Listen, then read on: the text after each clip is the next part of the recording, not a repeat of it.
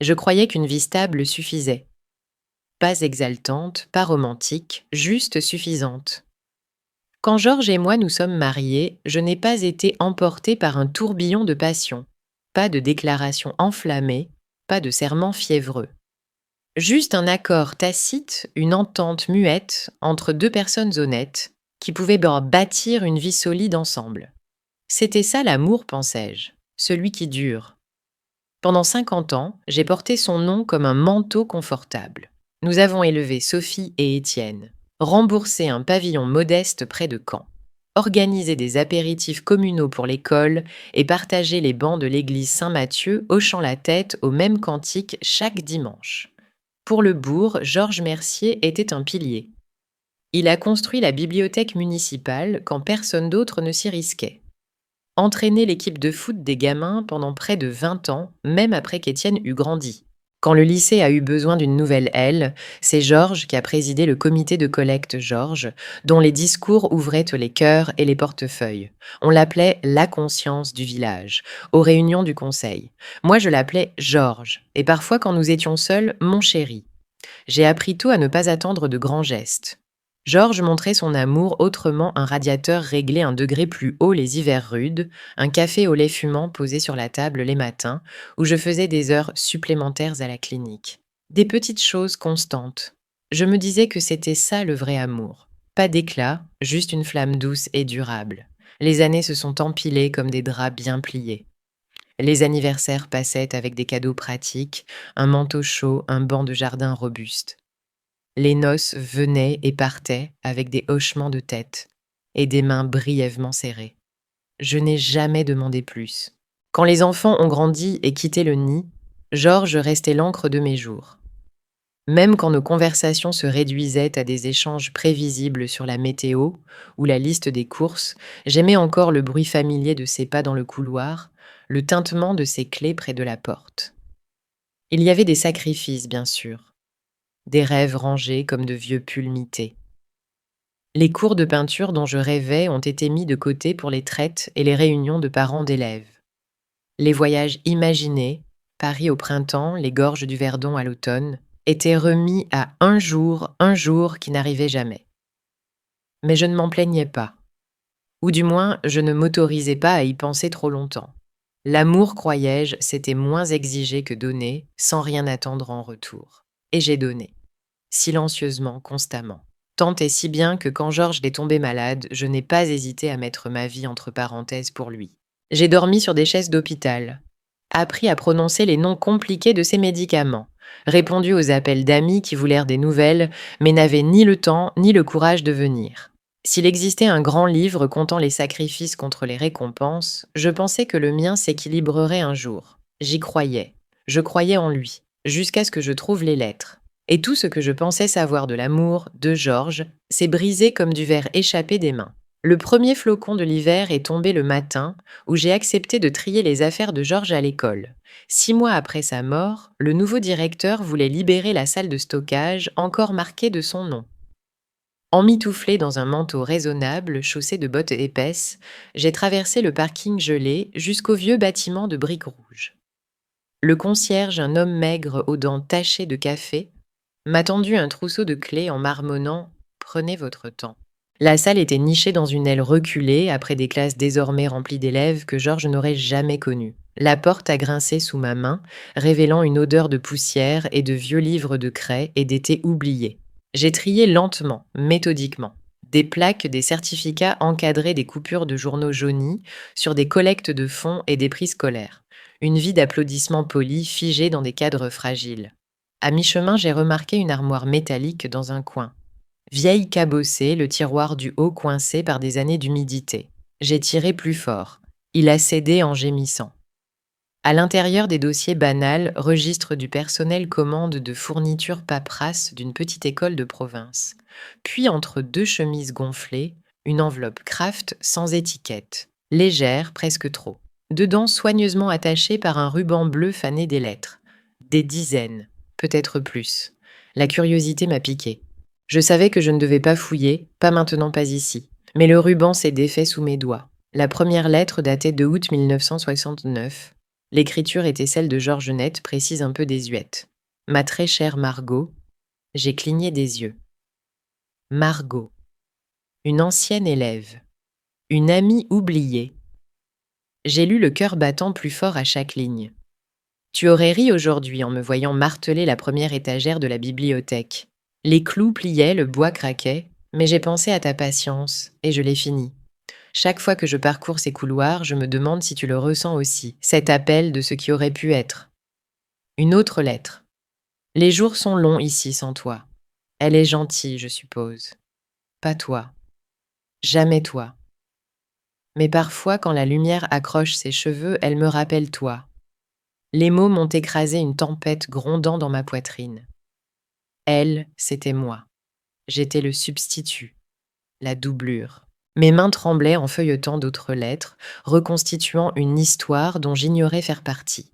Puis le coup, qui m'a fait vaciller. Une lettre écrite des décennies après notre mariage sur un papier que je reconnaissais, celui de notre maison, disait « Parfois je m'entends l'appeler par ton nom dans ma tête. J'imagine la vie que nous n'avons pas eue. Je me demande si elle le sent, qu'elle n'a jamais été mon premier choix, qu'elle était juste, assez proche. » Ma vue s'est brouillée. Je me suis assise lourdement sur une chaise usée, l'enveloppe serrée contre moi, comme une plaie impossible à cacher. Ce n'était pas une amourette de jeunesse, pas une folie passagère.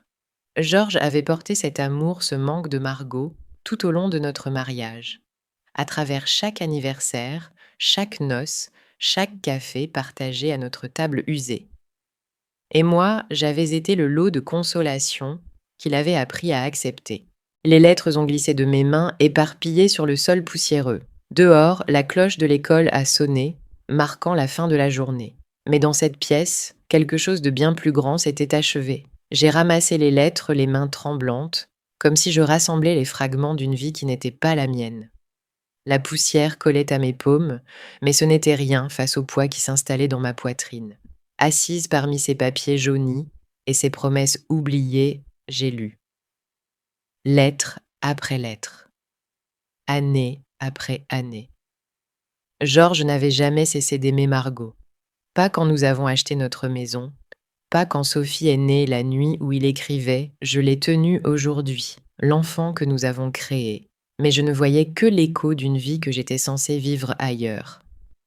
Pas même après 30 ans, quand la plupart auraient faim d'oublier leurs regrets de jeunesse. « Elle sourit comme toi », écrivait-il 2 décennies après notre mariage.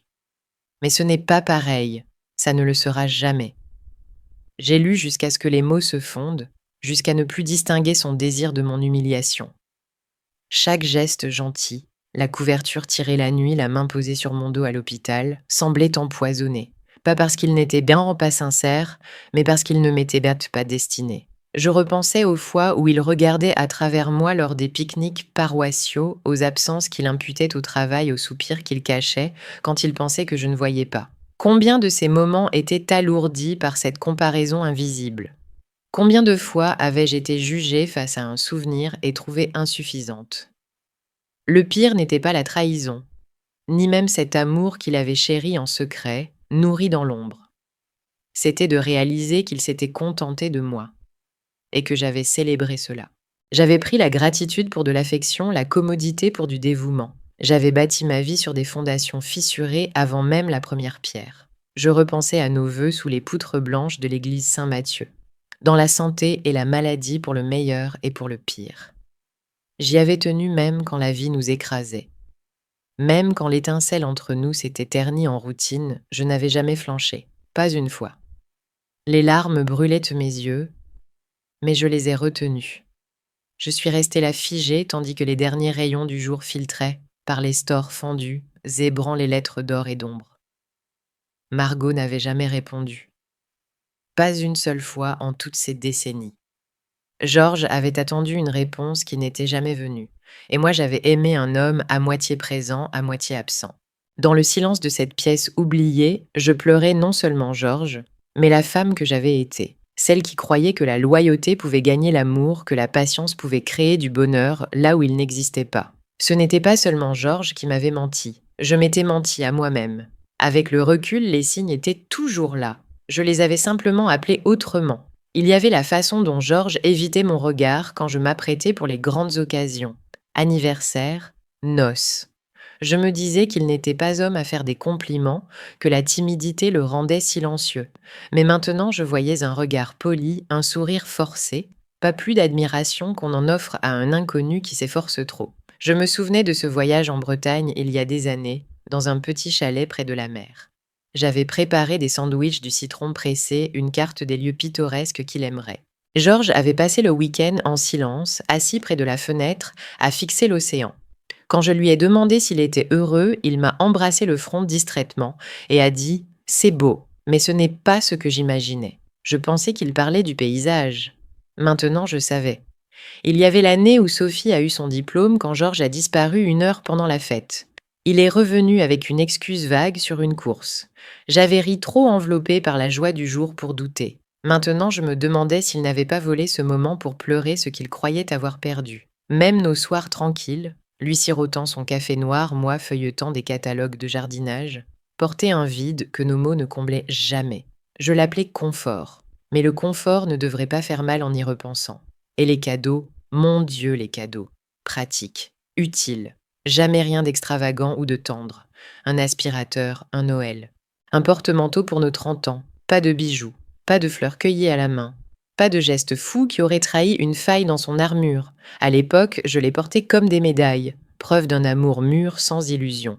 Mais maintenant, je voyais clair, j'avais vécu dans une maison de miroirs. Chaque reflet façonné par l'ombre d'une autre, jusqu'à ce que j'oublie où je finissais et où elle commençait. Et le pire, j'avais remercié Georges pour cela. Je ne suis pas rentrée ce soir-là. Pas tout de suite. J'ai roulé sans but dans les rues boueuses, le chauffage soufflant un air chaud et sec sur mes doigts gelés. Chaque lampadaire se fondait sur le pare-brise traînant des éclats dorés dans la nuit. Quand j'ai garé devant la bibliothèque municipale, l'horloge du tableau de bord clignotait presque minuit. Le bâtiment était fermé, mais le parking désert. J'avais besoin de ce silence. Assise agrippant le volant, les lettres pesaient sur le siège passager. Une part de moi, douce brisée, murmurait qu'il serait plus clément de les enterrer.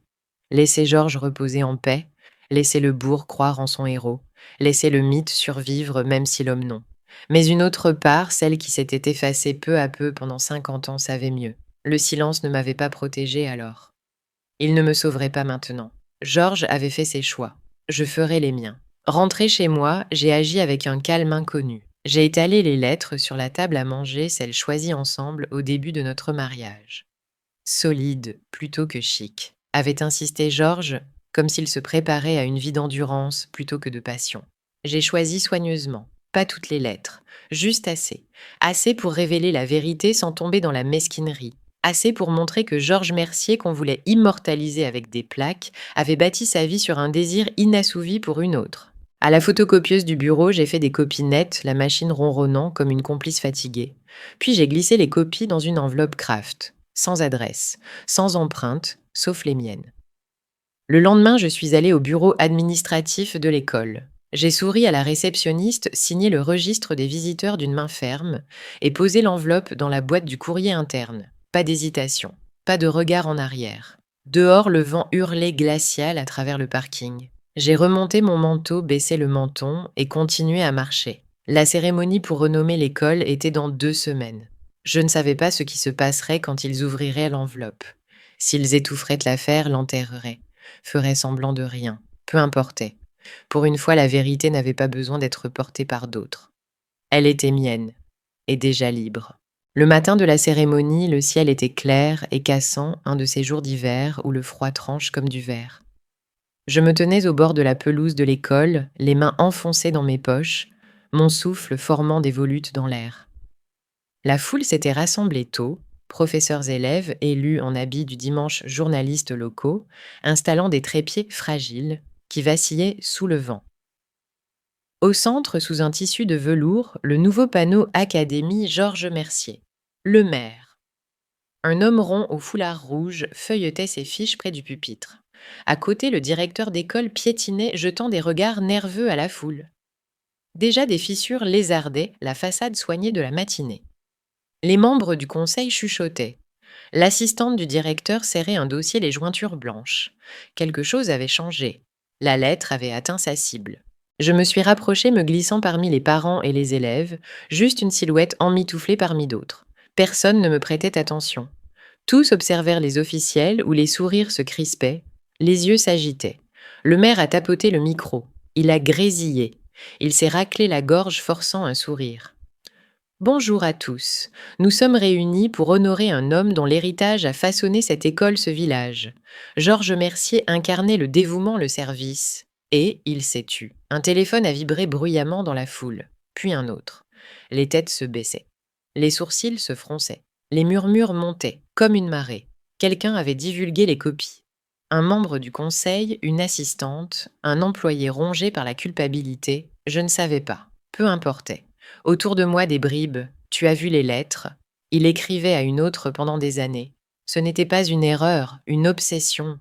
Ils disent qu'il s'est servi de sa femme. Le maire bafouillait le visage écarlate. Le directeur s'est penché, chuchotant furieusement. La main du maire a hésité, puis est retombée. Il s'est redressé. Sa voix rauque a repris. Pour des raisons imprévues, le conseil d'éducation a décidé de reporter la cérémonie jusqu'à nouvel ordre. Un silence stupéfait s'est propagé, seulement troublé par le craquement du velours claquant au vent, révélant le panneau qui ne serait jamais fixé. Académie, Georges Mercier. Bientôt démonté, bientôt oublié. Le maire a marmonné des excuses, mais plus personne n'écoutait. La foule se dispersait, les visages pincés, les conversations hâtives. Les caméras ont remballé discrètement inutiles. Les banderoles flottaient vaines contre le ciel gris. Je suis restée jusqu'à ce que les officiels quittent le pupitre, jusqu'à ce que le velours soit jeté dans un chariot. Puis je me suis éloignée sans laisser d'empreinte dans la neige piétinée. Je n'ai pas souri, je n'ai pas jubilé. La justice, quand elle vient en silence, a un goût différent. Ni sucré ni amer, juste pur. Je n'avais pas détruit la mémoire de Georges. Il l'avait fait lui-même. J'avais juste ouvert une fenêtre et laissé la vérité s'y engouffrer. J'ai quitté le bourg 2 semaines plus tard sans fanfare. Pas de déjeuner d'adieu, pas d'effusion. Juste un petit camion, 3 valises et des lettres dont je n'avais plus besoin. Je n'ai rien dit à Sophie, ni Étienne. Ils avaient leur vie, leurs souvenirs d'un père qui portait la bonté comme un costume bien coupé. Qu'ils les gardent. Le village s'est évanoui derrière moi, comme la dernière page d'un livre refermé. Devant la route s'étirait longue et vide vers un ailleurs, un lieu propre. Je me suis installée 3 heures au sud, dans un village de la vallée de la Loire, où le nom de Georges Mercier n'évoquait rien. Entre une laverie et un bistrot fatigué, j'ai trouvé un centre culturel cherchant des bénévoles. Ils avaient besoin d'aide pour des cours d'alphabétisation, des femmes et des hommes tombés entre les mailles, portant le poids des mots qu'ils ne savaient lire. Je suis arrivée avec mes chaussures sages et mes mains usées, et ils m'ont accueillie sans poser de questions. Ma première élève, Rosalie, 62 ans, rougissait en ânonnant des mots comme jardin ou promesse. Chaque syllabe était une bataille, chaque ligne une victoire. Je m'asseyais à ses côtés, patiente, constante, la regardant reconquérir un monde dont elle avait été exclue. Il y avait quelque chose d'humble là-dedans, de pur. Ici, personne ne mesurait votre valeur aux noms portés ou aux ombres projetées. Vous valiez votre capacité à recommencer. Je vivais simplement. Un appartement au plancher grinçant avec vue sur la Loire. Une étagère de livres lus pour le plaisir, pas par devoir. Des soirs avec une tasse de thé refroidissant et la satisfaction d'une vie reconstruite non héritée. Parfois, quand le vent se levait et que les arbres frémissaient, je pensais à Georges. Sans colère, sans tristesse. Juste une petite douleur pour la jeune fille que j'étais, celle qui croyait que l'amour se méritait à force d'efforts. Je n'y crois plus. L'amour ne se gagne pas. Il se donne librement ou pas du tout. Pour la première fois, j'ai cessé de le demander. Tard le soir, je m'assieds près de la fenêtre et j'écoute la Loire respirer contre les rochers. Le monde est plus calme ici. Pas de plaques, pas de cérémonie, pas de nom gravé dans la pierre.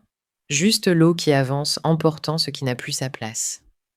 Je pensais autrefois avoir besoin d'une place dans l'histoire d'un autre pour exister, un rôle à jouer, un but tendu comme un vieux manteau usé mais préférable au froid de la solitude. Je sais mieux maintenant. Je ne suis l'écho de personne. Ni une doublure, ni un substitut, ni un lot de consolation. J'étais son ombre. Mais désormais je vis sans autre plan que le mien. Je fais pousser des herbes sur le rebord de ma fenêtre. J'apprends à Rosalie à lire des histoires où les femmes se sauvent elles-mêmes. Je marche le long de la Loire à l'aube, quand la brume s'accroche encore au sol et que le monde semble neuf. Il n'y a pas de défilé pour une femme qui se choisit, pas de statue, pas d'applaudissements. Juste ce triomphe discret constant, je suis assez. Et pour la première fois, cela suffit amplement.